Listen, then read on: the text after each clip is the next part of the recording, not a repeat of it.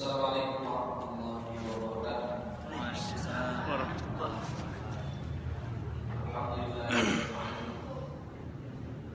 Wassalatu wassalamu ala asyrafil anbiya'i wal mursalin nabiyina Muhammadin wa ala alihi wa ashabihi afdhalus salatu wa taslim. Qala Allah Ta'ala fil Qur'anil Karim, "Afala yatadabbaruna al-Qur'ana am 'ala qulubin aqfaluha." Qala Nabi sallallahu alaihi wasallam, "Inna hadzal Qur'ana hadzal kitab, inna Allah la yarfa'u bi hadzal kitabi aqwaman wa yadh'u bihi al-akhar." Alhamdulillah, syukur kepada Allah Subhanahu wa taala. Salawat dan salam kepada Nabi kita Rasulullah Muhammad sallallahu alaihi wasallam serta keluarga dan para sahabat yang telah berjuang untuk menegakkan kalimat la ilaha illallah hingga akhirnya manisnya iman kita sampai kepada kita semua dan bisa kita nikmati dalam kehidupan kita sampai dari akhir nanti. Bapak dan Ibu para hadirin rahimahullah, mari kita melanjutkan kajian tafsir Al-Quran. Pada hari ini kita masih pada surat Asy-Syu'ara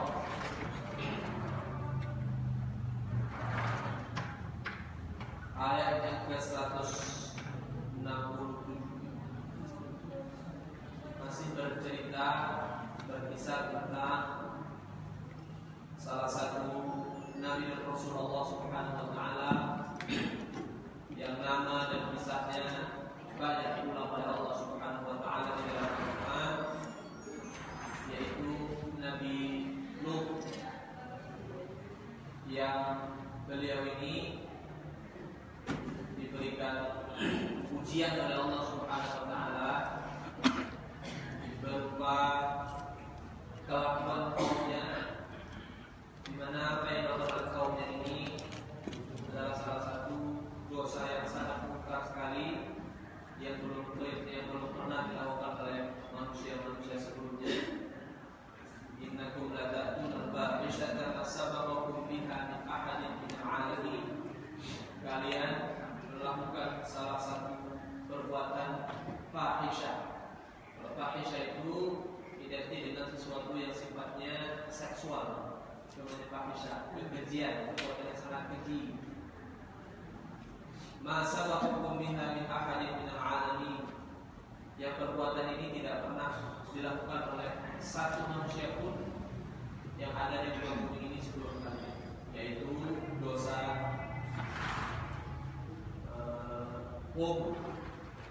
berhubungan layaknya suami istri dengan sesama jenis.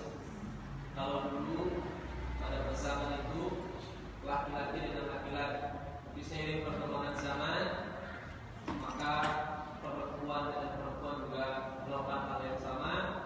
Rasulullah Shallallahu Alaihi Wasallam bersabda, "Idza ra'aitum qaumun yaf'aluna mithla ma fa'ala qaumun Nuh faqtuluhu." Maka kamu lihat satu kaum melakukan perbuatan seperti perbuatan kaum Majnun, maka bunuh saja mereka.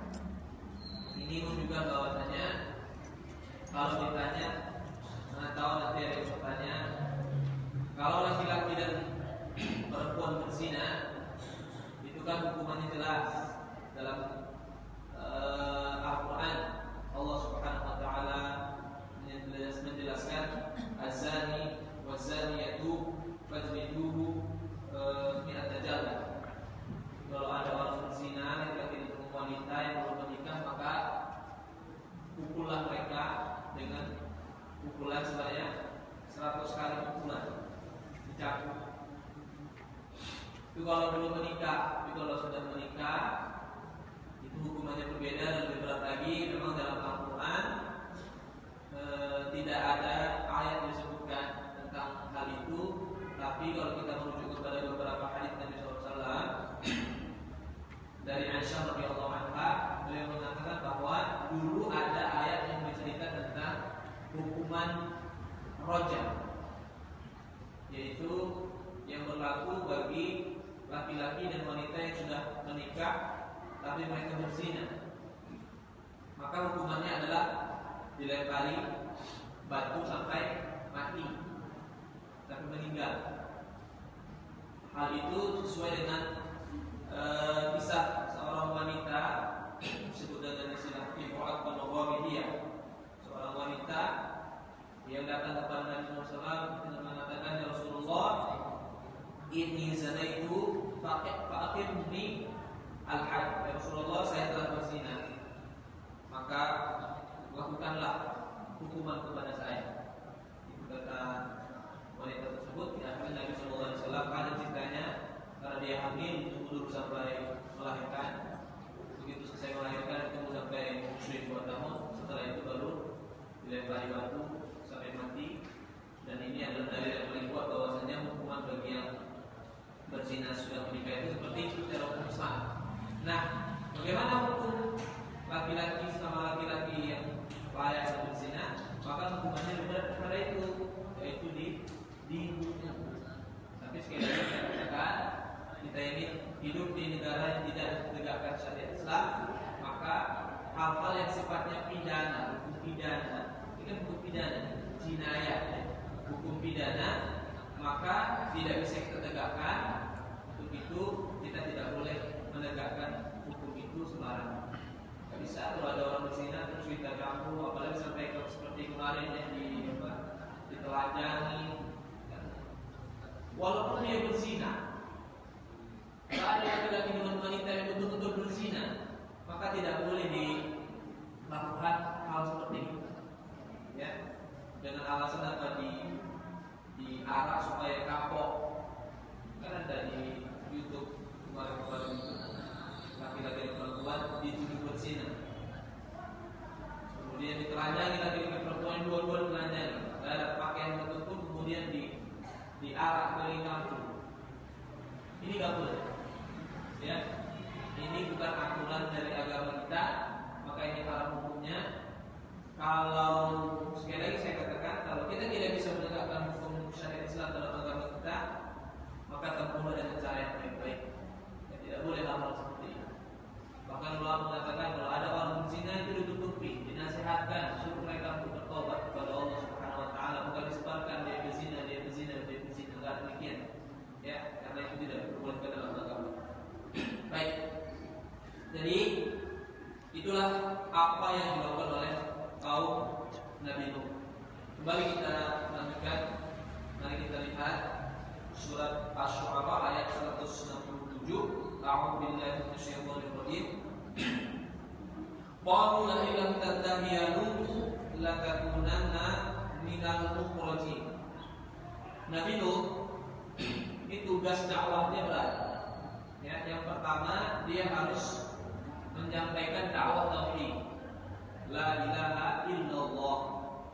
Karena perlu sama-sama kita pahami kepada Ibu Rahimahullah bahwa semua nabi dan rasul itu memiliki tugas yang sama. Apa tugasnya? Yaitu mendakwah kepada tauhid. tauhid. An ya'budullaha wajtanibut taghut. Ini dia tujuan Nabi dan Rasul semuanya yang jumlahnya lebih dari 124.000 Nabi, jam al-Mughirah kata Nabi sallallahu, bahkan bisa lebih daripada itu. Sekali lagi saya katakan di jumlah Nabi dan Rasul 25 itu yang namanya tersebut di dalam Al-Quran saja. Bukan berarti jumlah Nabi dan Rasul cuma segitu, lebih daripada itu. Dalam hadis Nabi Muhammad sebutkan 124.000. Semuanya memiliki tujuan dan risalah yang sama, yaitu ad-da'wah ila tauhid, an ya'budullah, tauhidkan Allah, sembah Allah, beribadah hanya kepada Allah, jangan kepada yang lain-lain, berdoa hanya kepada Allah. Kenapa? Karena doa itu adalah ibadah, dan semua ibadah itu harus mukhlis, murni lillahi ta'ala. Wa ma umiru illa liya'budullaha mukhlishina lahu-d-din. Manusia itu diperintahkan oleh Allah Subhanahu wa taala untuk menyembah Allah secara murni. Mukhlisin, ikhlas. Ikhlas itu artinya adalah murni. Murni apa yang dimaksud? Murni kalau beribadah hanya kepada Allah, jangan ada yang lain.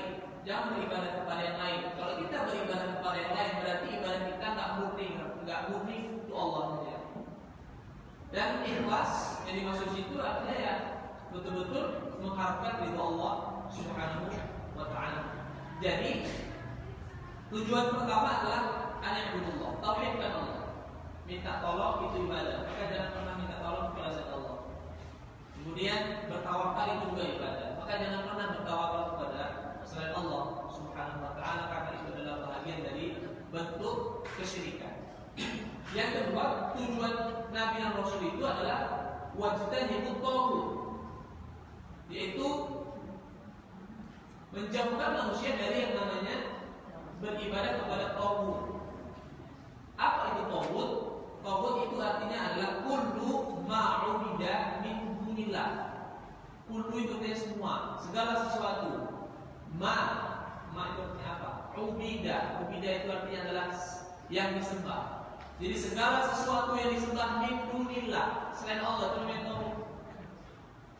Makanya kuburan yang disembah itu taghut. Ada orang menyembah kuburan, datang ke kuburan, minta kepada kuburan itu, maka itu taghut. Kuburan itu taghut, perbuatannya itu adalah perbuatan kufur, perbuatan syirik kepada Allah Subhanahu wa taala. Ya, kita tidak diperkenankan untuk al-ghulu. Apa itu ghulu? Al-ghulu itu artinya adalah berlebihan kepada as-shalihin yang sudah meninggal. Kita tidak boleh bersikap berlebihan kepada orang-orang soleh yang sudah meninggal, tidak boleh. Dengan cara apa? Datang ke kuburannya, beribadah di situ, baca Quran di situ, baca Yasin di situ, zikir di situ, sholat di situ. Ini hukumnya. Kalau dalam hadis Nabi Muhammad SAW, beliau mengatakan, al-ardu kulluha masjidun illa al-maqbara wal hammam. Bumi kita ini semuanya masjid, kecuali kuburan dan kamar mandi. Kuburan tak boleh kita sholat di kuburan. Maka ulama sudah sepakat bahwasanya hukum sholat di masjid yang ada kuburannya tak boleh. Ya. Di dalam masjid ada kuburan. Kalau dalam masjid ada kuburan, jangan pernah sholat di situ. Tidak boleh. Kalau kita sholat di situ, itu hukumnya minimal makruh. Walaupun sebagian ulama mengatakan haram hukumnya, karena Nabi Shallallahu Alaihi Wasallam pernah mengatakan la tusallu ilal kubur, jangan sholat menghadap kuburan. Apalagi di kuburan, sholat di menghadap kuburannya nggak boleh, apalagi di kuburannya nggak boleh. Atau bahkan hukumnya bisa menjadi syirik. Kapan hukumnya bisa menjadi syirik? Misalnya begini, ada satu masjid, ya, ada satu masjid. Dan masjid itu di depan masjidnya atau bahkan di dalam masjidnya ada kuburan. Maka itu kuburan amal soleh, dan kuburan ini diaturkan, ya, dispesialkan. Kuburannya besar, dibangun sana megah, bagus, indah, cantik. Kemudian niat sengaja sholat di situ supaya pahalanya banyak, supaya cari berkah, malah berkah, cari berkah.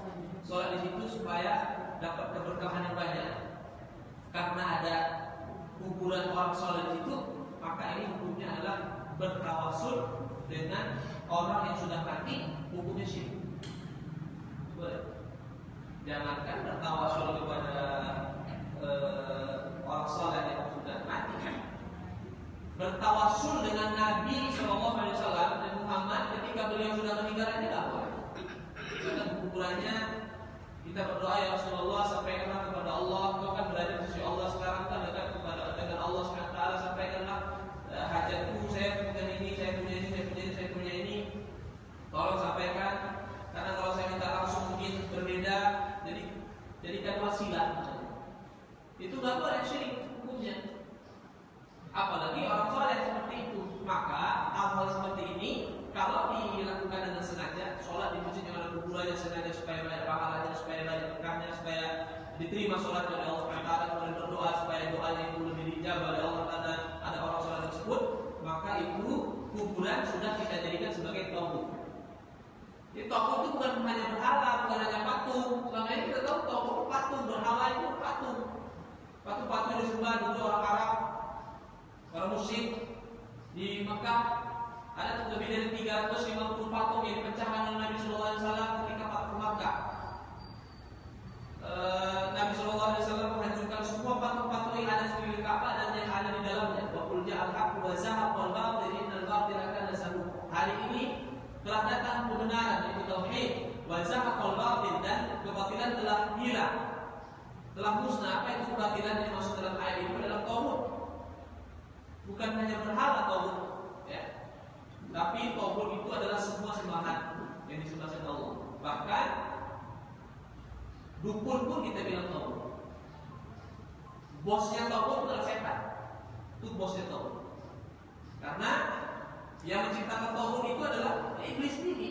Bagaimana tujuan pertama yang paling tujuan utama, tujuan jin, tujuan iblis yang pertama adalah mengajak manusia sebanyak-banyaknya untuk masuk ke neraka. Dan cara yang paling baik untuk mengajak manusia masuk neraka adalah dengan menyembah tauhid, syirik kepada Allah Subhanahu wa taala. Jadi sedikit tadi saya menyinggung masalah berlebihan kepada orang saleh. Kemarin sore saya lihat YouTube, saya nggak sengaja lihat karena dari kita berada sekarang lagi heboh Maulid Nabi, karena hari Maulidnya. Kalau bulannya memang Rabiul Awal, tapi kalau tanggalnya berbeda ulama, berbeda pendapat ulama. Sejarah yang berkembang 12 Rabiul Awal, tapi beberapa ulama tarikh mereka lebih tepat tanggal 9 Rabiul Awal. Harinya Senin pastinya. Tanggalnya berapa Allah? Tahunnya tahun gajah iya. Bulannya Rabiul Awal iya. Tanggalnya tanggal berapa? Itu tidak pasti. Ya, tidak pasti. Kalau pas daripada itu semua, masalah perayaan Maulid dan sebagainya. Kalau kita di sini khususnya daerah Medan dan sekitarnya ini, pengadaan Maulid Nabi itu hanya sekedar paling seperti kumpul ramai orang baca Quran, nanti tausiah dari Ustaz atau Anda. Tapi ada beberapa tempat di Indonesia ini yang mengadakan Maulid Nabi bukan hanya sekedar itu. Dan mereka membaca sholawat itu berlebih-lebihan kepada Rasulullah. Sampailah satu titik, nanti bisa saya bagi linknya ini. Satu titik ada salah seorang ulama yang kita katakan syekh begitu. Kalau dari lihat dari wajahnya itu orang India Pakistan. Jadi ketika mereka membaca sholawat isfa'alana ya habibana dan seterusnya, tiba-tiba beliau berdiri melihat ke arah kanan sangat lama. Kemudian yang lain juga ikut berdiri karena ini memberikan isyarat berdiri. Setelah selesai sholawatannya mereka duduk semuanya. Kemudian dia cerita kenapa saya berdiri ketika kita baca sholawat. Pakai bahasa Inggris dia ngomong awalnya, dipahami sama orang-orang itu. Kemudian dia mengatakan bahwa saya melihat cahaya dari sebelah kanan sudut sana, dan cahaya itu adalah Nabi Muhammad SAW datang ke tempat kita. Nah, jadi kalau sampai ada anggapan seperti ini, lagi bid'ah namanya, tapi syirik. Ada anggapan bahwa kalau kita merayakan Maulid Nabi, kemudian kita membaca sholawat, maka akan datang Nabi ruhnya akan datang. Kalau kita katakan itu betul terjadi seandainya, maka ketika malam 12 Rabiul Awal, berapa ratus tempat di muka bumi ini, bahkan ribuan tempat di muka bumi ini yang melakukan hal yang sama. Di sana merayakan itu, di sana merayakan itu, di sana merayakan itu, melakukan hal yang sama. Masing-masing menyatakan apa? Nabi datang. Nabi itu manusia. Nabi itu cuma satu. Kalau Allah Subhanahu wa Ta'ala itu memiliki sifat ketuhanan, Allah Subhanahu wa Ta'ala mampu melakukan sesuatu yang tidak bisa dilakukan oleh manusia. Apa mungkin? Misalnya di binti kita buat seperti itu, Nabi Muhammad datang. Nanti sekarang buat seperti itu, Nabi Muhammad datang. Nanti di Medan buat seperti itu, Nabi Muhammad datang. Nanti di sana buat Nabi Muhammad datang. Tapi Nabi Muhammad datang. Oh, sampai ke Indonesia ini, sampai luar negeri, sampai semua tempat ini. Semua menyatakan Nabi Muhammad datang. Berarti jelas sudah bahwasanya hal seperti ini jauh dari kebenaran. Ini namanya dulu. Maka kita harus jauhin hal itu. Ya, jangan sampai kita terjerumus dalam perbuatan-perbuatan seperti ini. Ya, jadi kembali kita kepada tugas Nabi dan Rasul cuma dua. Tugas utama cuma dua: mentauhidkan Allah dan menjauhkan yang namanya tauhid. Ini semua Nabi dan Rasul. Paling nanti hanya saja ada tambahan tugas. Apa tambahan tugasnya? Dia harus menyelesaikan dan meluruskan dosa yang dibuat oleh kaumnya selain dosa syirik. Kalau Nabi Lut, dosa yang dibuat oleh kaumnya adalah syirik yang pertama. Yang kedua adalah dosa hubungan sama jenis. Ada lagi Nabi dan Rasul yang punya tugas berat, apa itu? Menyebarkan tauhid dan menjauhkan diri dari tauhid. Kemudian mendakwahi mereka supaya mereka itu tidak curang dalam timbangan dan juga kaumnya yang curang dalam hal timbangan dan sebagainya. Jadi ada beberapa Nabi dan Rasul yang fokusnya ke tauhid saja. Ada Nabi dan Rasul yang tugasnya itu double. Yang pertama tauhid, kemudian yang kedua adalah meluruskan dan membenarkan dosa yang dibuat pada kaumnya. Salah satunya dari Nabi Lut. Nah, ketika Nabi Lut berdakwah kepada mereka tentang tauhid, kemudian kedua mencegah mereka dari dosa itu, maka mereka berkata kepada Nabi Lut, ini perlakuan yang tidak baik diberikan oleh kaum Nabi Lut kepada Nabi mereka sendiri. Mereka berkata, la illam, jika tidak tantahi itu artinya berhenti. Berarti kan dakwah itu terus menerus. Ini menunjukkan bahwasanya Nabi Lut itu selalu berdakwah, menyampaikan kepada mereka bahwasanya itu dosa besar. Nabi Lut berkata dalam ayat sebelumnya itu kan, Ain atatuna dukrona minal alamin, kalian kenapa pilih laki-laki daripada perempuan? Bahkan yang muncul lagi kisahnya adalah ketika malaikat datang ke rumahnya Nabi Lut menjumpai manusia, bersih malaikat itu kan adilahnya. Maka apa yang terjadi? Begitu sampai di rumah Nabi Lut, istri Nabi Lut bukannya menjaga mereka, keluar rumah ngapain? Memanggil orang-orang yang suka berbuat liwat itu dengan mengatakan bahwasanya di rumahku ada laki-laki dua orang laki-laki yang sangat ganteng sekali. Siapa yang mau silakan datang ke rumah. Ini istri Nabi Lut lah ya. Nabi Lut itu diuji ya. Jadi ibu-ibu, bapak-bapak yang Allah, jangan aneh kalau ada orang tuanya soleh, orang takwa kepada Allah Subhanahu wa Ta'ala dan ibadah, dia punya dua anak, yang satu baik, yang satu berbaik dan berbuat dosa. Kalau bahasa Jawanya beli banyak maksiat, bandel, kan sampai ada istilah cuma juga bapak ustaz anaknya kelakuannya kayak setan dan sebagainya. Banyak hal seperti itu, hal yang biasa. Hal seperti itu biasa, dan jangan jadikan sebagai celaan. Kita hanya bisa mengambilnya timbal saja. Karena kalau kita jadikan sebagai celaan, maka kita akan mencela Nabi Lut, apapun Nabi, istrinya hampir masuk neraka. Jelas hidup masuk neraka. Nah, apa pula Nabi? Nabi Ibrahim, bapak para nabi. Nama katanya bapak para nabi, masa bapaknya ini masuk neraka? Bapak Nabi Ibrahim itu masuk neraka. Karena tidak beriman kepada Allah dan syariat Nabi Ibrahim. Sampai-sampai Allah melarang Nabi Ibrahim untuk untuk berdoa kepada Allah agar diampuni dosa-dosa bapaknya ketika bapaknya sudah meninggal. Dari dibolehkan oleh Allah Subhanahu wa taala. Nah, ini salah satu pelajaran penting bagi kita bahwasanya hidayah itu di tangan Allah Subhanahu wa taala. Innaka la tahdi man ahbabta, walakin Allah yahdi man yasha. Kita itu enggak bisa kasih hidayah kepada orang. Yang kasih hidayah itu adalah Allah Subhanahu wa taala. Yang membuat orang itu bisa sujud sama Allah, yang membuat orang itu selalu bersedekah, membuat orang itu selalu berkata jujur, itu semuanya Allah yang buat. Yang buat anak kita jadi anak yang saleh, Allah yang buat, bukan kita yang buat. Jadi kalau kita punya anak yang hafal Quran, rajin beribadah, jangan kita merasa bangga, bukan kita yang buat, tapi Allah Subhanahu wa taala yang buat.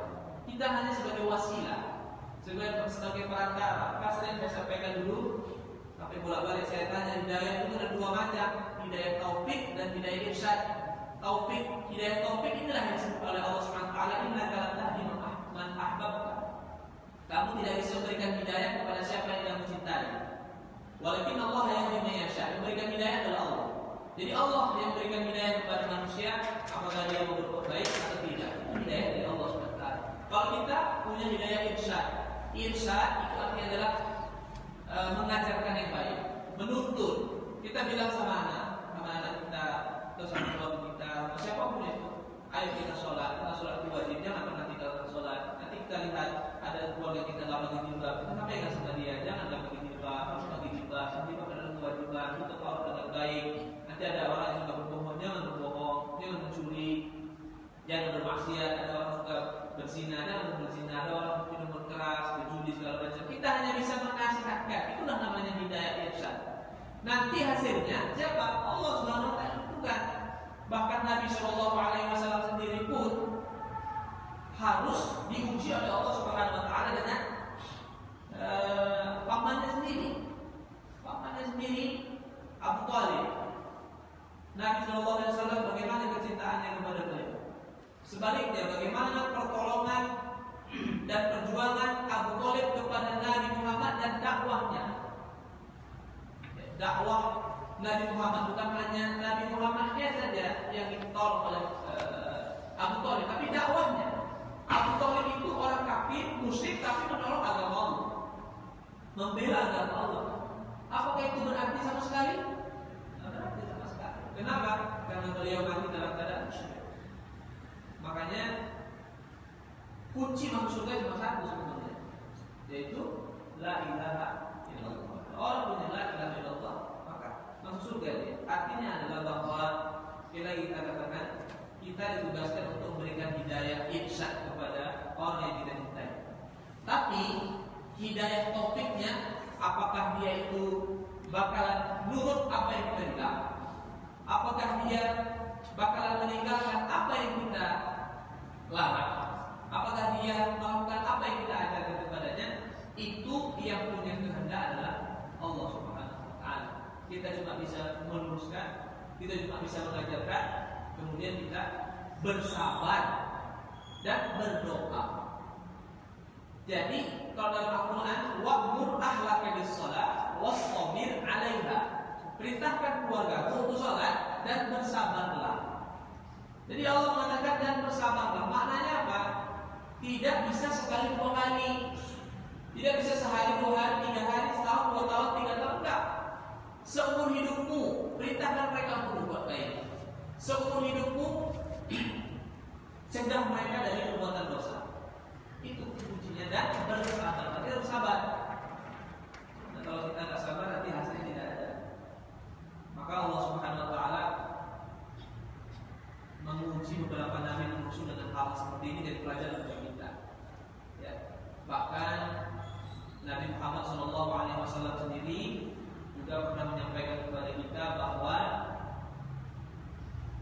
keturunan itu tidak menjadi sebab kita bisa masuk surga karena keturunan.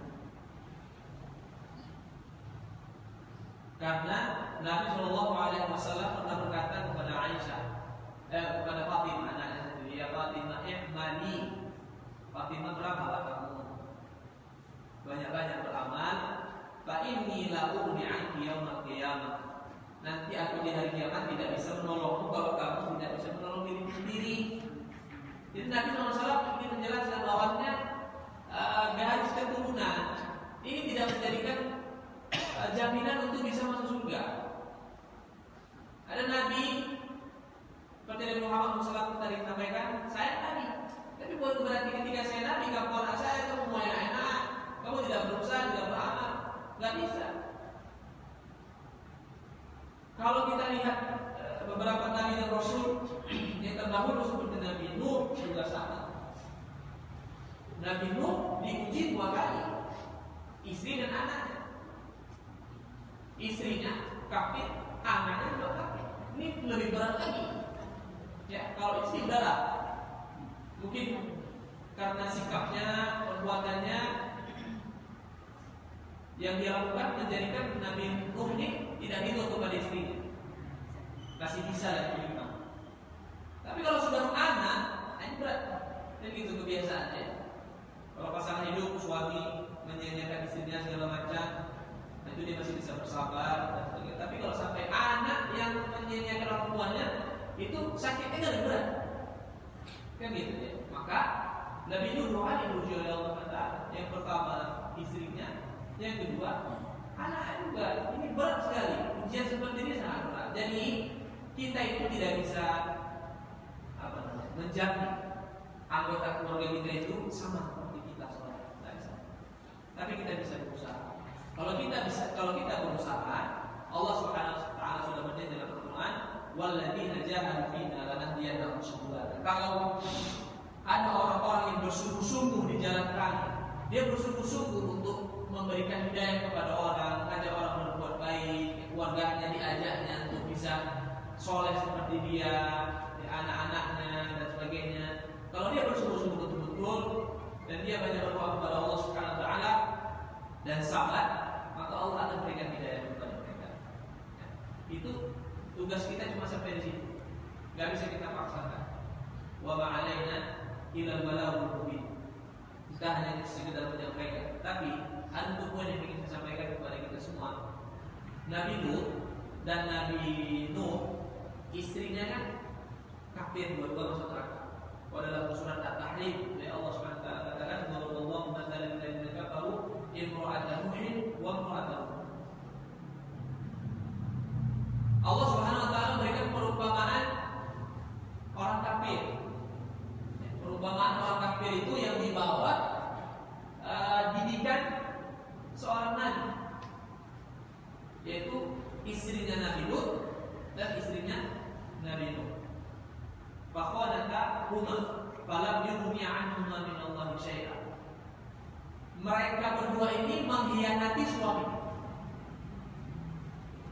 Harus kita pahami ini paling penting. Karena ini dia apa namanya jadi catatan oleh ulama kita semua supaya disampaikan jangan salah dalam menyampaikan. Yaitu makna dari mereka berdua mengkhianati suaminya. Nabi Nuh dikhianati oleh istrinya.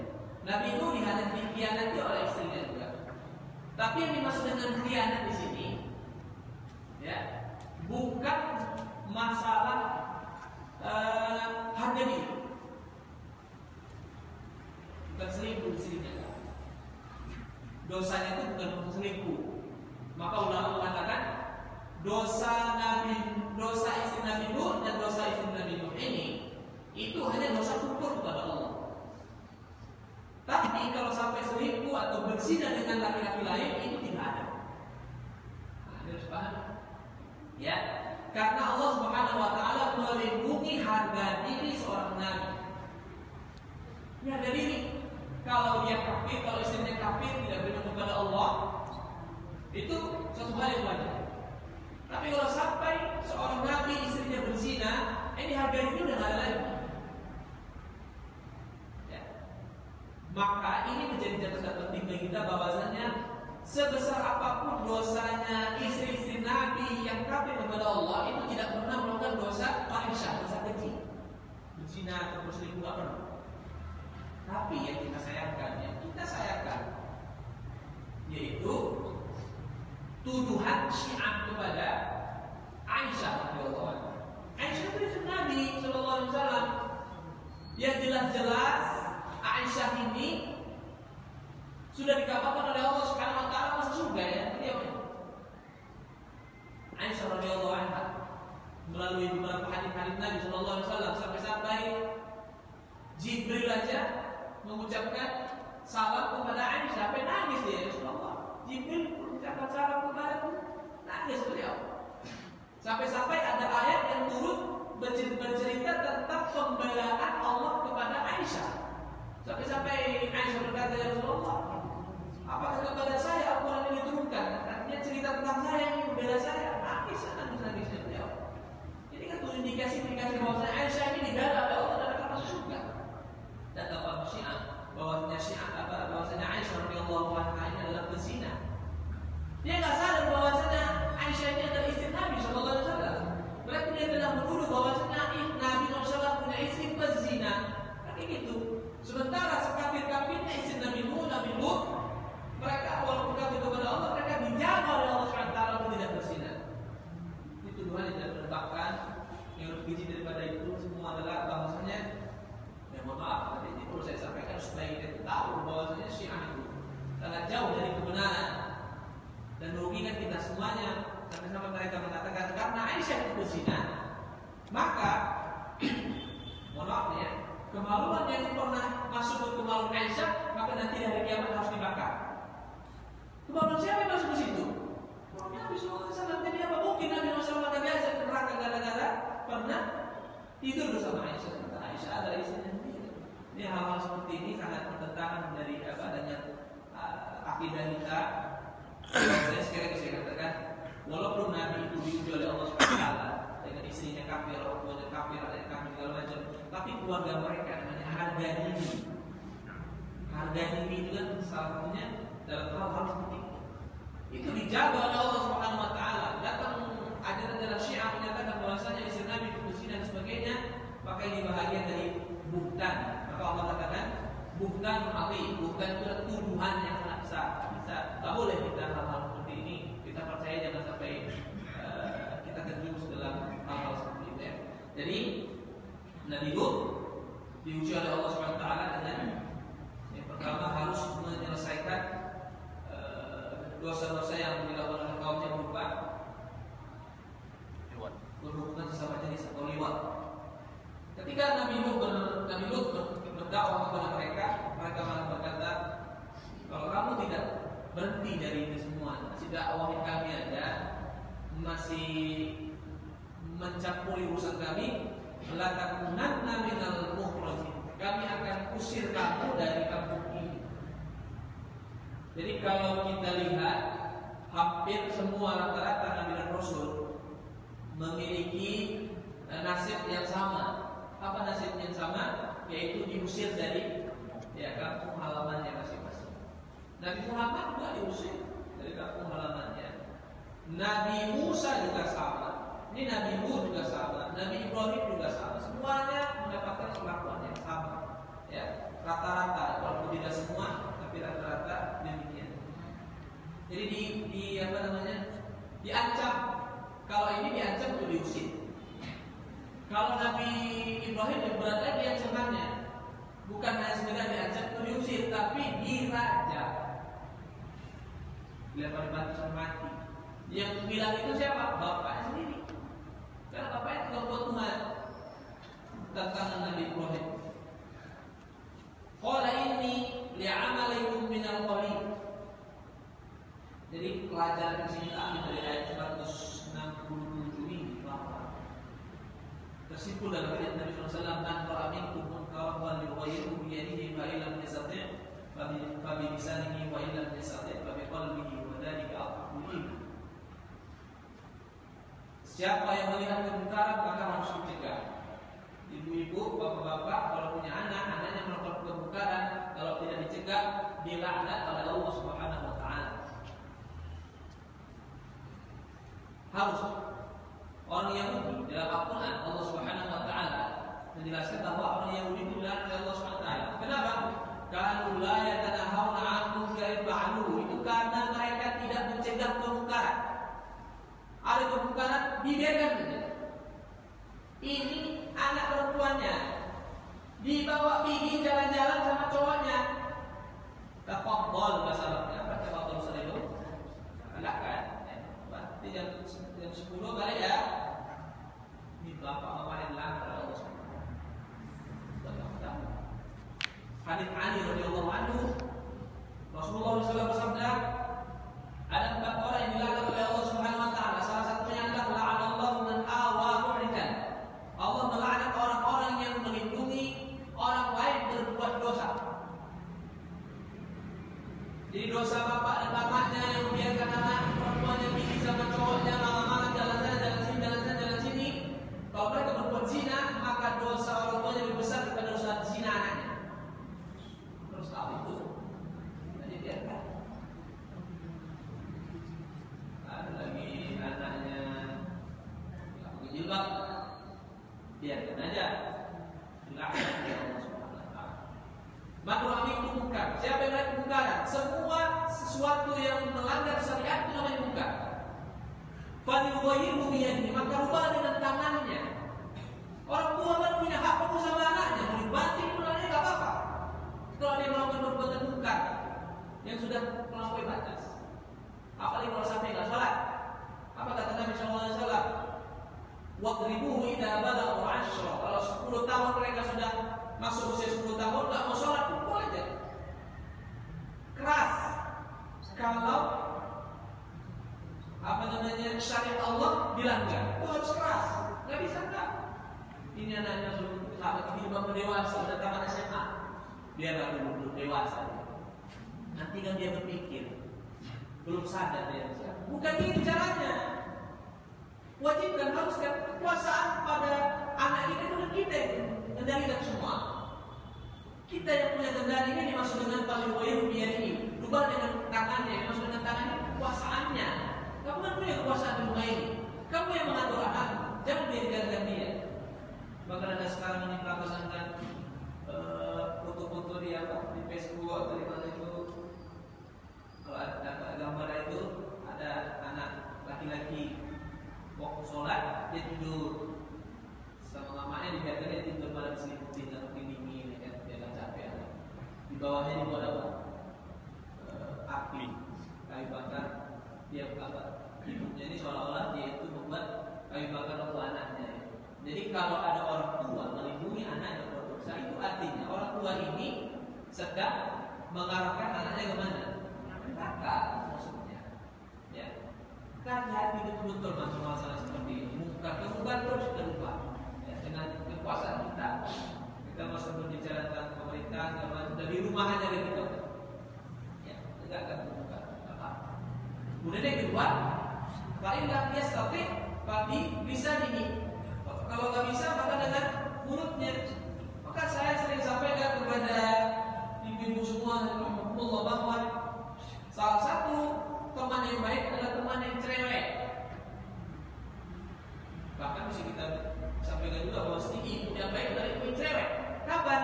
Ketika anaknya melanggar syariat Allah Subhanahu wa taala. Itu baru cerewetin dia. Kalau anaknya melanggar syariat Allah, tidak butuh aurat, tidak sholat, kemudian tidak mau ngaji, baca Quran malas, segala macam, malah pacaran, tengok di Facebooknya sayang-sayangan, mama papa, masih SMP mama papa. Dia nggak biarkan aja, malah di apa namanya? Kalau sekarang ini orang tua sekarang ini namanya anak-anak sekarang. Nanti kalau kita kerasi kali dia akan segala macam. Ada di masing di mana kita harus keras, ada di mana kita harus lembut. Ketika dalam keadaan mungkar kita harus keras, nggak bisa enggak? Mungkar. Jadi keras ini bukan berarti kasar, tegas mereka. Ini harus dipahami sama-sama. Harus cerewet lah orang tua itu. Jangan nggak cerewet. Gitu juga dengan suami. Jangan jadi suami yang jayus. Apa itu? Nggak ada cemburu. Istrinya keluar nggak pakai jilbab, biarkan aja. istrinya orang yang sempurna biarkan aja, pakai istrinya pakai celana jeans biarkan aja, istrinya ikut lari pagi, jilbabnya masukkan ke baju kaos, terus celana celana magic. Nah, besok saya tengok ikut pengajian pakai panjang, barunya gak bagus, baru dari pagi. Kemudian dia merasa kan penyesuaian lah, masa kita dari pagi gak. Bahkan nggak seperti itu kan. Kemarin kan dari Jumat hari Minggu yang lalu kan baca di jalan begitu banyak orang yang pagi. Saya lihat sana sini dia jilbab, namanya perempuan ya. Tapi yang terjadi apa pakai jilbab dalam pendek. Cuma dalam celana pendek itu pakai legging sama aja. Pakai baju kaos, pakai jilbab. Rambutnya ada segini. Ada yang pakai tutup juga, ada yang enggak. Nah seperti ini nih yang harus kita ingatkan, harus kita sadari bahwasanya hal seperti ini adalah bahagian dari dosa dan tidak menuntut Allah dengan baik. Ini sepertinya harus kita cegah. Kita mau cegah orang lain, amalkan keluarga kita sendirilah. Bagi para suami tadi yang nggak ada girohnya, giroh itu cemburu. Orang Arab itu soleh nggak soleh, berarti memang sudah menjadi kebiasaan.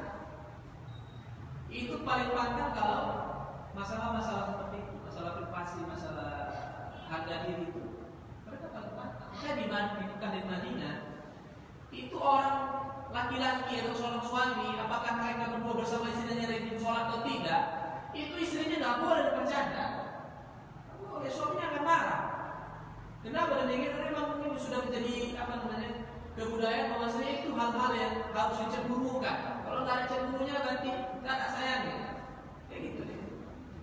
Nah kita kalau di Arab Saudi itu hati-hati ngomong sama orang masalah keluarga. Kalau kita di sini kan hanya cinta-cinta, apa kabar, gimana kabar istri, segala macam. Oh mereka kalau nanya gimana kabar istri, mau selesai kita dibuatnya. Tersinggung mereka. Apa yang mau tanya istri saya? Kayak gitu deh.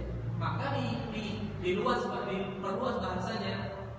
Gimana kabar keluarga? Oh tidak ada istri, keluarga seperti itu. Kalau nanya apa kabar istri, marah mereka. Kayak gitu. Dan mereka itu kalau ini juga perlu kita luruskan sedikit ya. Kebudayaan kita ini namanya budaya, tapi kita perlu ingatkan juga.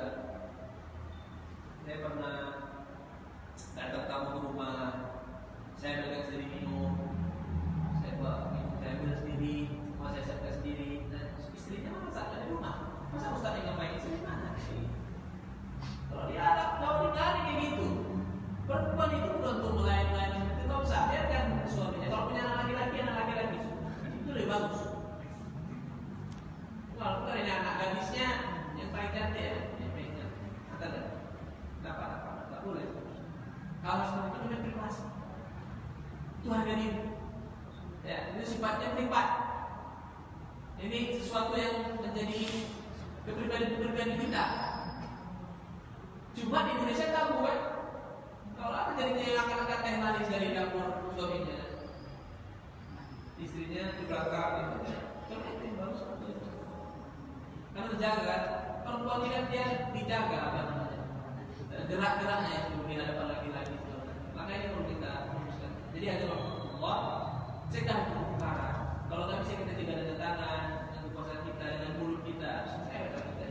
Saya pernah bilang bahwasanya kalau kita punya teman baik dan dia cerewet, dia kita berbuat dosa, pegang tangannya, jangan lepaskan dia, jangan biarkan dia pergi jauh. Berarti dia orang baik, berarti dia teman baik. Tapi kalau kita punya teman, ketika kita berbuat dosa, dia diam saja, dia berusaha untuk memaklumi, malah dia membantu dan tidak peduli, berarti dia bukan teman baik. Tidak siapa teman yang baik? Nah, teman yang baik adalah siapa? Teman yang mengingatkanmu ketika kamu berbuat maksiat. Nah, teman yang baik itu siapa? Teman yang mengajakmu berbuat baik ketika kamu yang jauh dari berbuat baik. Itu dia teman yang baik. Cari yang kayak gini teman. Bukan teman yang bisa memaklumi, nggak bisa seperti itu. Maka Nabi SAW bersama para sahabat dan ulama-ulama kita selalu menasihati kita untuk suhbatul sholihin, yaitu berteman dengan orang-orang yang soleh. Ya, artinya artinya begini, bukan berarti kita harus memilih teman semuanya orang soleh semua, bukan seperti itu. Kita punya geng, oke, bahasa gitu, punya apa namanya? Ya, punya kawan-kawan dekat lah, biasa.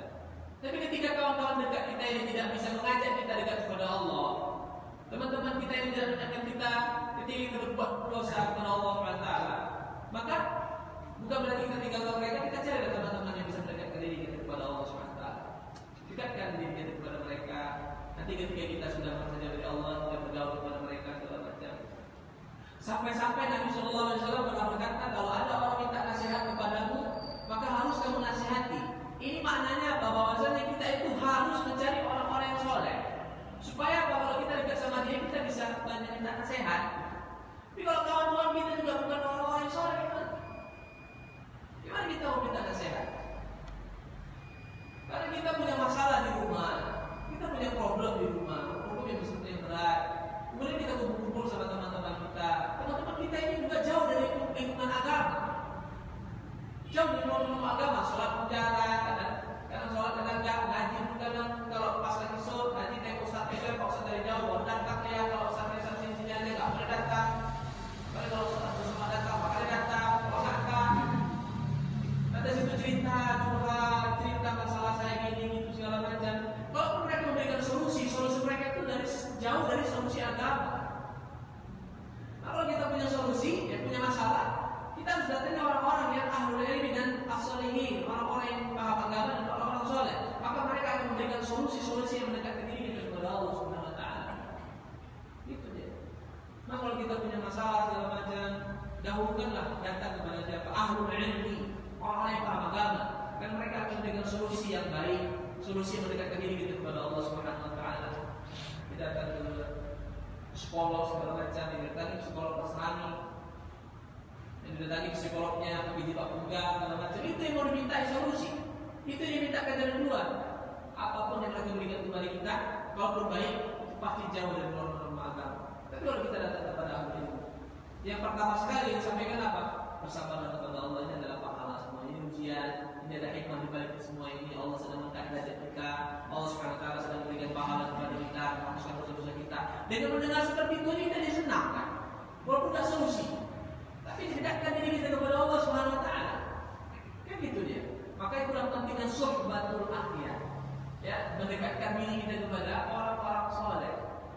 Kayak kemarin kepada teman saya, dia punya masalah besar, saya tidak punya cerita masalahnya apa, sampai dia cerita, saya ingin jumpa sama Ustaz sekarang, rumahnya jauh, syaratnya, tapi saya nggak bisa ninggalkan keluarga saya di dalam keadaan seperti itu. Dia bilang dia beratnya dulu 80 kilo, sekarang tinggal 55 kilo beratnya. Saya bingung mau datang siapa, saya bingung mau minta masukin sama siapa, saya katakan segala macam. Kalau dokter menjelaskan, saya kasih motivasi, saya ajak dia dekat kepada Allah SWT, kita temukan apa namanya hikmah-hikmah di balik ujian segala macam. Alhamdulillah walaupun nggak bisa jumpa, dia baru tenang segala macam. Ini kan menunjukkan bahwasanya solusi terbaik dari masalah-masalah yang ada kita hadapi adalah datanglah kepada orang-orang soleh, datanglah kepada orang-orang akhyar itu artinya orang-orang pilihan Allah SWT. Siapa itu pilihan Allah? Pilihan Allah adalah orang soleh, dan orang-orang yang beriman. Maka sekali lagi saya katakan, jangan sampai di handphone Bapak Ibu ini nggak ada orang soleh satupun di sini. Musibah nanti, musibah. Ya, jangan sampai di media sosial itu tidak ada orang-orang soleh di situ. Saya pribadi aja berusaha bagaimana mencari teman-teman itu, teman-teman yang memang banyak ilmunya, supaya kalau saya nggak bertanya, saya bisa mendapatkan ilmu dari dia. Karena ilmu inilah yang membuat hati kita tenang. Suatu masa kita punya masalah, kita tanya sama orang, kita nggak dapat solusi. Tapi suatu masa kita baca, ternyata apa yang kita baca itu pas dengan apa yang kita hadapi sekarang, itu bisa jadi solusi. Gitu deh. Jadi intinya sekali lagi saya ingin sampaikan kepada kita, carilah teman-teman supaya kita itu lebih terarah dan lebih teratur. Yang paling penting kita harus belajar menegakkan dakwah para nabi yang menjadi apa namanya moto, yang menjadi moto Muhammadiyah. Wal takum minkum ummatun yad'una ila al-khair wa ya'muruna bil ma'ruf wa yanhauna 'anil mencegah kemungkaran dan mengajak kepada berbuat baik. Wallahu a'lam. Ada yang mau bertanya? Ya. Assalamualaikum Ustaz. Yang mau saya tanyakan itu apakah nanti kita diminta pertanggungjawaban terhadap anggota keluarga kita yang masih belum mengikuti syariat Islam sementara kita sudah sering mengingatkannya, Ustaz? Kalau kita lihat dari hadis Nabi Shallallahu Alaihi Wasallam, kullukum ra'in wa kullukum mas'ulun 'an ra'iyatihi, tidak kamu adalah pemimpin. Kamu akan ditanya kepemimpinan itu yang begitu dia. Salah satunya warrajulu mas'ulun 'an ahli baitihi.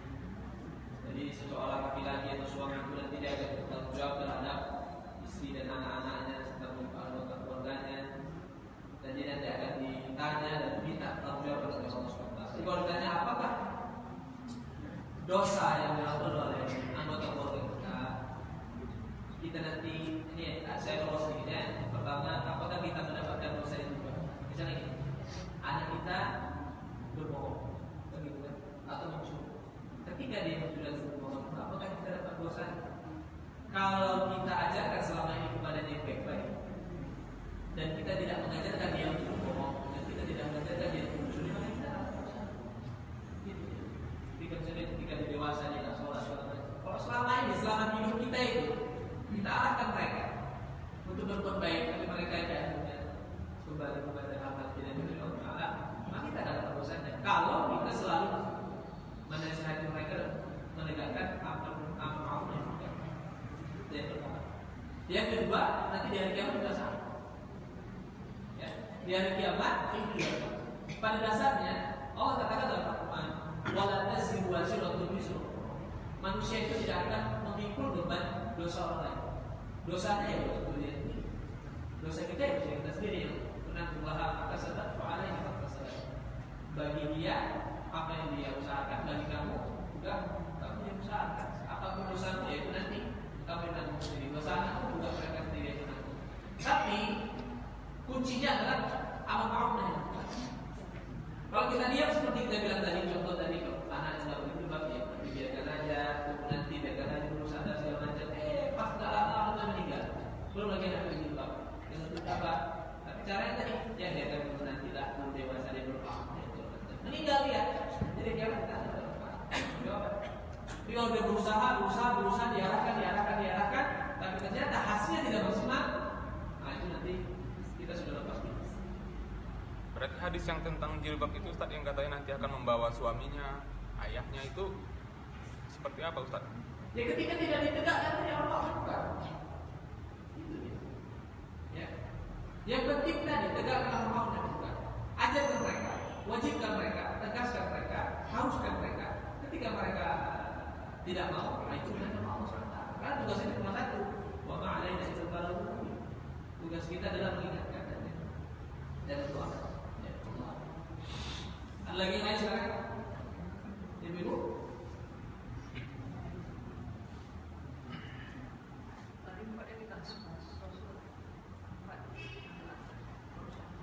Empat ilanan baru satu. Mau sekarang atau besok? Tapi udah ada satu.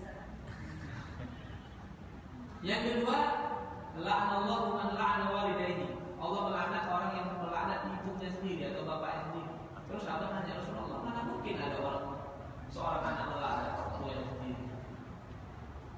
Maka Nabi Sallallahu Alaihi Wasallam mengatakan, penafsiran Nabi Sallallahu Alaihi Wasallam adalah maksudnya bukan melaknat orang tuanya sendiri. Misalnya ini, kalau kita di Medan pada karena orang Medan ini pada suka ngejek orang tua. Orang tuanya kawan. Malah bapak kawan. Nanti ketika dia atau dia mengejek kawannya kan mengejek kepala aku nenek kawan. Kan gitu dia. Kayak gimana kita? Berarti ketika kamu mengejek orang tua orang lain, nanti orang lain yang mengejek ini akan mengejek orang tuamu. Inilah dia.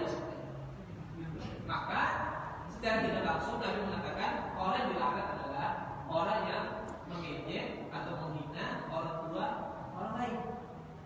Ketika dia menghina orang tua orang lain, nanti orang lain ini akan menghina orang tuanya. Berarti samalah dia dengan menghina orang tua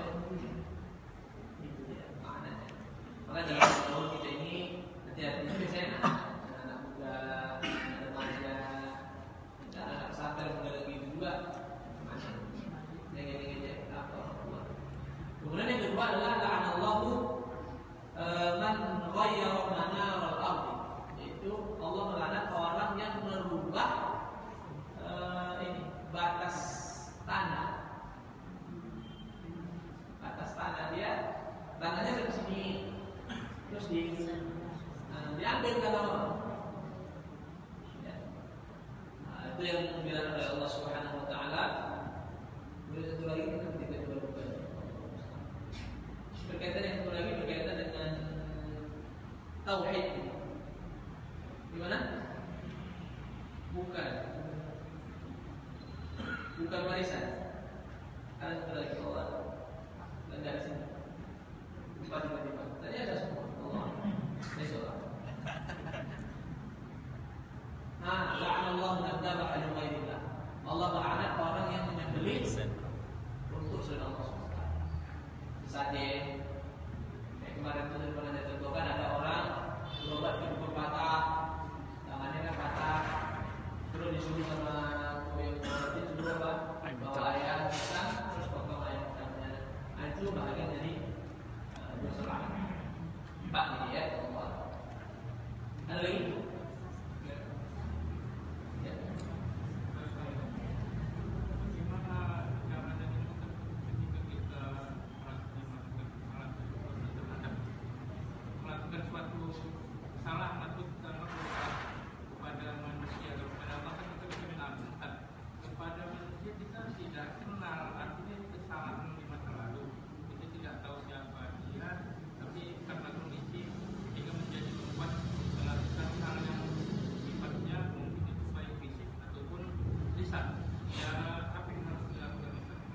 Kalau dalam ayat Nabi SAW jelas bahwa maka lahu mazlamatu min akhihi falyatahammalha.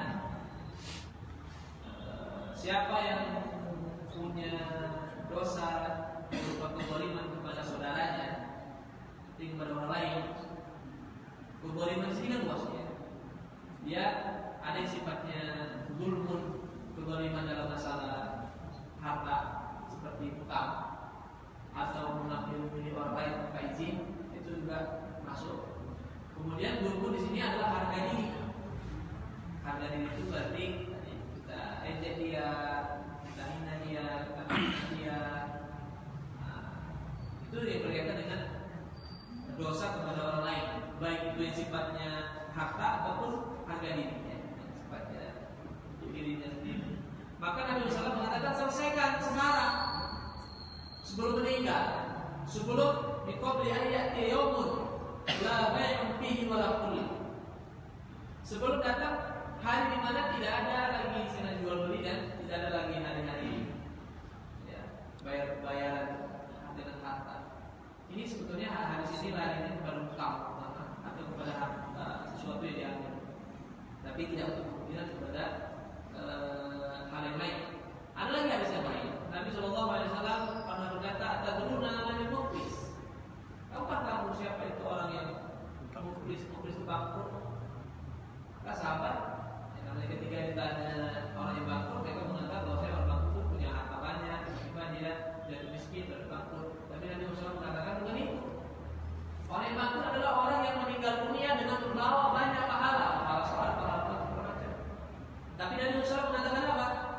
Selama dia hidup, dia syatamahan. Syatamahan itu artinya adalah menghina. Syatamahan, syatamahan itu menghina, mengejek, memfitnah segala macam. Itu berarti implikasinya masalah harga diri orang. Nanti dari kiamat apa yang terjadi? Allah Subhanahu Wa Taala menuntutnya untuk membayar kezalimannya itu dengan pahalanya. Dipakai pahalanya jadi itu namanya qadha. Qadha itu artinya adalah penyelesaian antara manusia dengan manusia. Ini dia sudah ditimbang amalnya, ya, sudah jelas kalau dia ini akan masuk surga. Tapi ada qadha. Qadha tadi katanya ya Allah, dulu dia pernah menghina saya, dia pernah memfitnah saya. Itu maksud orang, dia ada lagi Allah, semuanya yang harus bayar, kasih. Belum lagi nanti ayat kita punya hutang sekian, mereka semua nuntut, sampai pahala yang banyak itu habis. Bahkan Nabi SAW ketika pahalanya sudah habis, tapi masih banyak orang yang ngantri untuk minta hak mereka. Apa yang terjadi? Dosa mereka dilimpahkan kepada. Maka caranya bagaimana? Caranya adalah dia harus selesaikan. Ada cara lain. Jadi kalau ada yang tanya Ustaz, dia udah nggak ada, mana? Dulu saya pernah utang sama dia, saya pernah ngambil punya dia, saya pernah ini segala. Bagaimana caranya? Kalau masalah harta, sebetulnya bukan solusi juga, tapi usaha. Ini bukan solusi tapi usaha. Apa itu? Banyak sedekah. Berapa punya utang 1 bulan? Dulu punya utang sama dia, ya Allah, ini saya beri hutang kepadanya. Kalau dia masih hidup, ya mudahkan rezekinya. Kalau dia sudah meninggal dunia, jadikan sudah jariahnya. Itu usaha kita, tapi tidak menjamin dia ridho. Kan tidak ada jaminan dia ridho. Kalau tidak ada jaminan, kalau dia tidak ridho, dia ridho, dia punya hak untuk menuntutnya kembali. Nanti kalau kita tidak bisa kita bilang, ya Allah, saya sudah bayar, saya kayak masjid, segala macam. Saya sama dia, kamu ridho nggak ketika kamu melihatnya bayar apa? Ketika kamu tahu dia bayar masjid, tak, saya nggak ridho. Kalau dia sudah menunda-nunda, saya minta, dia nggak mau, saya butuh, dia nggak bayar segala macam. Tetap buat dia. Itu susah. Apalagi kalau sifatnya privasi, harga diri, pernah memfitnah segala macam. Kalau nggak ketemu, ini baik. Ya, kalau harga tadi adalah sedikit usaha kita, tapi kalau masalah harga diri, seperti yang kita katakan tadi, menjelaskan fitnah, merugikan sebagainya, zaliminya, itu cara satu-satunya adalah minta maaf. Kalau nggak ada solusi. Banyak dari pahala supaya nanti berjalan. Kalau pahala ya lebih baik.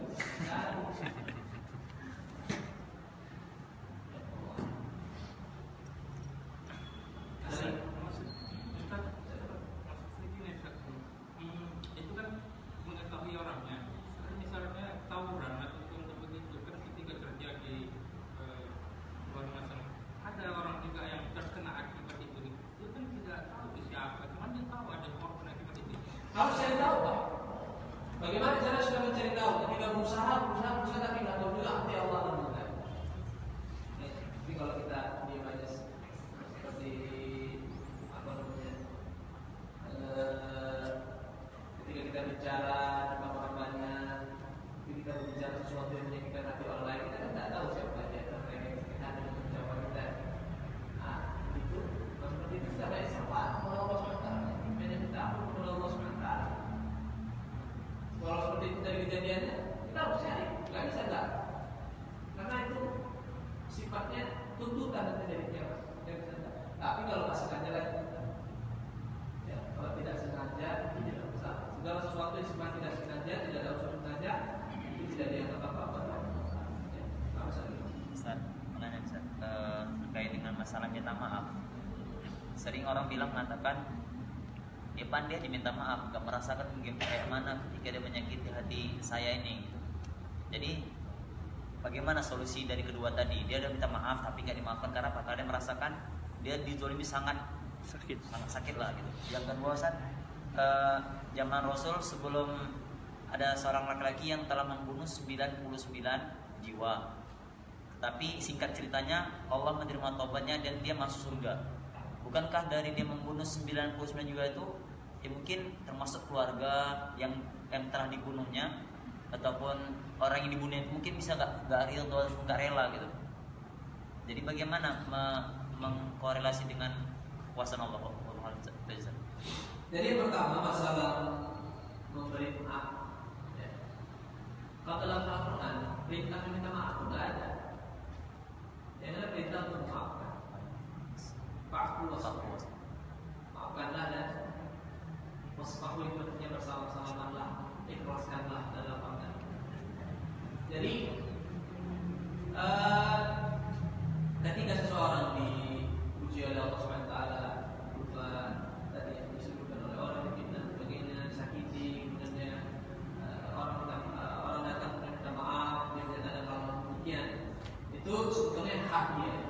Tapi kita dalam agama kita ini Allah Subhanahu Wa Taala tidak mengajukan hal-hal yang demikian. Yang pernah dalam hadis Nabi SAW Nabi mengatakan, "Fattaqi da'watal mazlum." Hati-hati dengan doanya orang yang berzalim. Tapi secara tidak langsung ini Nabi SAW mengajarkan kepada kita bahwasanya orang yang berzalim ini bahaya dan dia punya hak untuk mendoakan kita yang baik atau mendoakan kita yang celaka atau mendoakan kita untuk celaka, itu hak dia dan itu tidak dilarang dalam agama. Sampai Nabi tadi mengatakan demikian. Tapi agama kita ini mengajak kepada hal-hal yang baik. Fa'fu, maafkanlah. Seberat apapun kesalahan orang lain, ketika kita bisa maafkan, maka sebesar itulah pahala yang ada kita dapatkan. Artinya gini, semakin berat beban batin yang kita alami dari perbuatan kita, dan semakin berat untuk memaafkannya, maka sebesar itulah, seberat itulah pahala yang Allah SWT berikan. Itu saja. Yang kedua, kita jangan melebihi Allah SWT. Allah SWT berapa banyak dosa kita? Berapa banyak dosa kita? Setiap saat kita berbuat dosa kepada Allah SWT. Tapi Allah SWT tidak pernah marah sama kita dengan cara apa? Mengurangi rezeki kita, buat kita ini, buat kita ini, segala macam, selalu saja. Karena Allah Subhanahu wa taala beri tawab, afuun. Afu itu artinya banyak memaafkan, tawab banyak mengampuni. Jadi kita itu tidak boleh itu aja. Jadi sekali lagi saya katakan, larinya ke sana. Ya, larinya adalah ke sana. Apa kemana?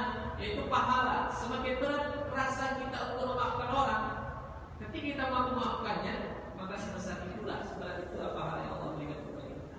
Sama seperti kita, kalau ada orang berbuat salah sama kita, terus dia minta maaf, kita gampang memaafkannya karena nggak berberat. Maka pahala yang Allah dapat, Allah berikan kepada kita dari memaafkan yang sesuatu yang ringan itu, ya pahala itu ringan juga. Kan gitu ya. Jadi ibaratnya sebenarnya gitu. Orang yang memaafkan itu diibaratkan seperti orang yang bersedekah. Kalau orang bersedekah itu tangannya di mana? Di atas kan. Nah, orang yang bersedekah itu kata Nabi, ya turun yang khairun minan yang disufla. Tangan di atas lebih baik daripada tangan yang di bawah. Jadi orang yang memaafkan itu ibaratnya adalah orang yang berada tangannya di atas. Dia lebih mulia daripada orang yang minta maaf. Ampun kita. Ya. Dia lebih mulia daripada orang yang minta maaf. Meminta maaf itu kan pahala besar. Dia taubat kepada Allah, kembali kepada Allah, dan dia sudah menjadi kesalahannya. Itu kan mulia, bukan pahala. Tapi orang yang beri maaf, pahala yang besar. Begitu ya. Kemudian yang kedua masalah tadi membunuh orang, kemudian masuk surga dan sebagainya. Kalau dikaitkan dengan tuntutan dari kiamat, orang yang menuntut itu dari ya. Dalam Nabi juga dia pernah mengerahkan darah sepulang, maka nanti akan dituntut dari kiamat. Maka sebenarnya jawabannya sangat mudah. Pahala taubatnya ini nanti ketika diminta semua, dituntut semuanya, itu pahala yang habis. Jadi tetap dia tidak masuk surga. Allah mengampuni. Pengampunan Allah itu kan dia penghapusan dosa dan pemberian pahala. Itu dia. Jadi kesalahan-kesalahan dia diampuni oleh Allah. Proses dia bertobat itu kan pahala. Kan gitu ya. Jadi dia ketika dia membunuh orang banyak dosanya. Kemudian ketika dia berjalan ingin bertobat, dan Allah SWT ampuni dosa-dosanya, dan proses jalannya itu juga diberikan, itu dari ibadah oleh Allah, diberikan pahala. Maka dosa-dosa yang diampuni oleh Allah, kalau pahalanya nanti dibagi-bagikan, pahalanya banyak. Maka itu. Baik, kita cukupkan sampai sini. Nah, bukan mau tanya ya? Mau tanya. Silakan. Waalaikumsalam. Ustaz, ini saya mau tanyakan masalah warisan. Ketika orang tua kita itu hidup, kita pernah menanyakan sama dia, kau jelaskan kepada anak-anak bahwa saya itu bukan nikah. Jangan kau kasih tahu sekarang, itu mempercepat kematian itu. Nanti kalau aku sudah meninggal, kau jelaskan sama adik-adik. Sedangkan sekarang dia sudah meninggal, kita menjaga supaya kita sama adik kita takut putus silaturahmi. Apakah kita itu kalau kita tidak menyampaikan sekarang itu kita untuk mendosa? Baik, dalam hadis Nabi Sallallahu Alaihi Wasallam itu bi ahliha. Ini sampaikan hak-hak warisan itu kepada orang-orang yang berhak. Kalau kita sampaikan berdosa karena itu hak banyak orang. Ya, tidak bisa. Bahkan pembagian sama rata yang sudah dilakukan kebanyakan orang di Indonesia ini, seperti misalnya ada orang punya anak-anak 3, rumahnya 3, kemudian 2 adik umur, 2 adik tunggal. Ini orang tua itu berdosa. Dan saya yang tahu dalam hal ini, dia harus sampaikan semua. Enggak, ini kan pembagian agama kita, bukan warisan dalam agama kita.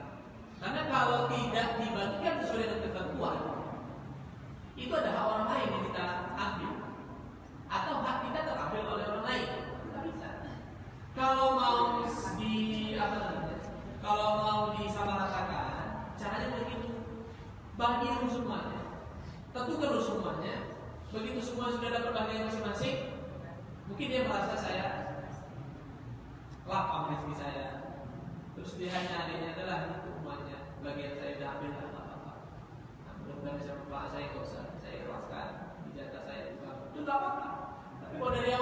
dari bagi-bagi segala macam tanpa pengakuan dari agama kita itu berdosa. Ya, kalau saya sampaikan ada dulu penjualan di pusat tanpa ada saksi hidup. Dia menjual itu ketika orang tua itu masih ada. Terus sekarang itu yang milik orang tua yang terdahulu sudah tidak ada, dia menjualkannya. Kita tanya sama dia, ini ada suratnya, tapi di situ tidak ada bahasa saksi. Saya sudah pernah bertanya sama petugas, tanpa ada saksi itu tidak akan sah. Itu gimana Ustaz? jual beli tidak ada saksi. Ya, dulu tanah itu tanah nenek-nenek dia terdahulu, diberikan kepada orang tuanya dengan katanya sudah dijual sama dia. Tapi belakangan tanah itu dijual, walaupun tanah itu tidak berharga, tapi itu tidak ada saksi. Itu sah nggak Ustaz? Kalau menjual tanah tidak ada saksi, kan jualan nggak perlu ada saksi. Jual beli nggak perlu ada saksi. Tanpa ada saksi dari orang tua yang terdahulu, dia mengasihkan surat itu sudah dijual, sudah dikasih sama aku, jual sama aku. Oh, kalau pemberiannya Dijual, dibayar gitu. kalau jualan nggak perlu saksi, Bu. Nggak perlu ada saksi. Tapi saya belum bertanya, katanya waktu itu menjual itu ada saksi nggak? Nggak ada, itu nggak sah. Itu nggak. Kalau jual beli itu tidak perlu ada saksi. Utang piutang. Utang perlu saksi. Tapi jual beli itu tanah keluarga. Gimana? Itu yang dijual itu tanah keluarga. Kalau yang dijual di tanah keluarga tanpa ada yang mengetahui yang lain, kalau misalnya itu dia menjual segala macam, nanti dia menjual dengan mencari keuntungan dengan cara yang baru. Kalau masalah jual beli itu nggak perlu ada saksi. Karena dia menerima hak itu sebenarnya dia nggak wajib karena masih ada untuk anak-anak yang lain. Sedangkan dia sebagai cucu. Artinya gini aja, kalau dia jual yang bukan hak dia dan dinikmati sendiri, maka itu zalim. Makan harta dengan cara yang halal. Terus harus kembalikan kepada yang berhak.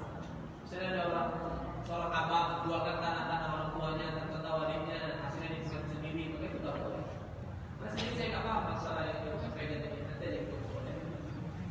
Mungkin terakhir Ustaz, terkait masalah warisan. Jadi kalau misalnya di dalam keluarga itu ada yang meninggal seorang kepala rumah tangga atau ayah atau ibu, kita anaknya itu apakah memang setelah meninggal itu langsung kita bagi harta warisan, atau memang karena ini misalnya rumah orang tua udah meninggal, kita ada beberapa orang dalam keluarga, apakah mesti langsung dibagi, dijual sehingga kita nggak pindah tempat tinggal, atau memang adalah kita sebagai anak-anak nih kita jaga nih rumah tuh gimana sih? Kalau anak-anak itu belum dewasa, belum baring dan belum mandiri semuanya, nah itu kita harus sampaikan bahwasanya kalau cuma itu ya, cuma rumah dari yang lain, ya harus dipahamkan bahwasanya jatahnya itu ada semuanya. Tapi karena ini masih tinggal sini semuanya, itu masih seperti misalnya masih ada anak yang kecil, ya orang tuanya menanggungnya segala macam, maka bisa dipakai. Itu harus dipegang dulu. Tapi seharusnya itu aja banyak.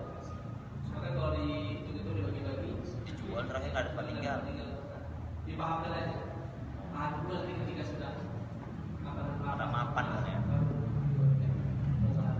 Baik, demikian. Terima kasih untuk Assalamualaikum warahmatullahi wabarakatuh. Waalaikumsalam warahmatullahi wabarakatuh.